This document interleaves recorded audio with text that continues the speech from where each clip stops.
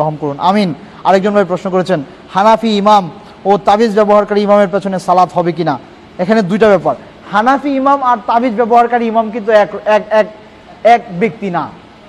হানাফি ইমাম মানে যিনি কি বলে ফতোয়ার ক্ষেত্রে ইমাম আবু হানিফার কথাটাকে উনি প্রাধান্য দেওয়ার চেষ্টা করেন। ইমাম আবু হানিফার যে মত, একটা ব্যাপারে মত কয়েক রকম থাকতে পারে, যে সমস্ত ব্যাপারে স্পষ্টভাবে কোরআন এবং সুন্নায় উল্লেখ নাই, নতুন নতুন কিছু ব্যাপার থাকতে পারে যেগুলো আল্লাহ রসুলের যুগে ছিল না, পরবর্তীতে আসছে, এই ব্যাপারগুলোতে বিভিন্ন রকমের মত থাকতে পারে। তো এটা এক জিনিস, আর তাবিজ ব্যবহারকারী ব্যক্তি আরেক জিনিস। দুইটাই বলছি। ইমাম আবু হানিফা রহিমাহুল্লাহ ফতোয়ার ক্ষেত্রে উনি বলতেন, ইজা সাহহাল হাদিস ফাহুয়া মাযহাবি, যখন সহি কোনো হাদিস পাওয়া যাবে সেটাই আমার মত, সেটি আমার পথ, সেটি আমার মাযহাব, সেটি আমার কি বলে আমার রায়। তাহলে ইমাম আবু হানিফা রহিমাহুল্লাহ তার কাছে যে হাদিসগুলো ছিল, ওনার সময় হাদিসের এতটা প্রচলন ছিল না, বা অনেক দূর দূরান্ত থেকে হাদিস সংগ্রহ করতে হতো। ওনার কাছে যতটুকু ছিল এই আলোকে উনি ইজতিহাদ করে ফতোয়া দিয়েছেন।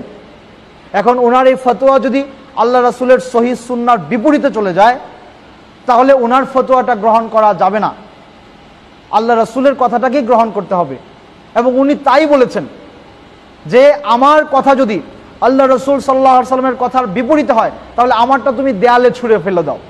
তাহলে উনি তো সুন্দর কথা বলে গিয়েছেন, কিন্তু আমাদের সমাজের কিছু মানুষ সেটা মানতে চান না। ওনাদেরকে বোঝাতে হবে যে এইরকম ইমাম যদি হয়, যিনি আবু হানিফা, আমাদের দেশে যে হানাফি মাযহাব যে সিস্টেম চালু আছে, এরকমভাবে উনি সলাত আদায় করান, ওনার পেছনে সলাত তো অবশ্যই হবে, সলাত হবে না এটা তো বলা যাবেই না, সাহাবের কমতি হতে পারে। ওনাকে বোঝাতে হবে, বলতে হবে যে আপনি সহিটা গ্রহণ করুন। আপনি যখন তার প্রতি উদার মানসিকতা দেখাবেন, সে তো জ্ঞানী মানুষ, সে নিজেই বুঝে নিবে ইনশাআল্লাহ।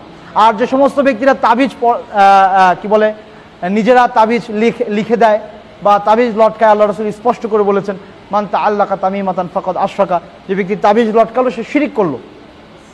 কারণ একজন ব্যক্তি তাবিজ লটকালো মানে সে ভাবলো যে তাবিজ তাকে সুস্থ করবে, তাবিজ তাকে সুস্থ করবে, নাউযুবিল্লাহ।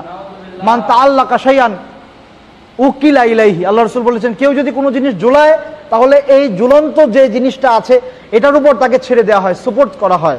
এটা সবচেয়ে খারাপ কাজ, শিরক হয়ে যাবে। এই জন্য এরকম কোনো ব্যক্তি যদি করে, তাকে বোঝাতে হবে, বোঝানোর পরেও যদি সে শিরক না ছাড়ে, তার পেছনে সালাত আদায় করা ঠিক হবে না। আল্লাহ আমাদেরকে তৌফিক দান করুন, আমিন।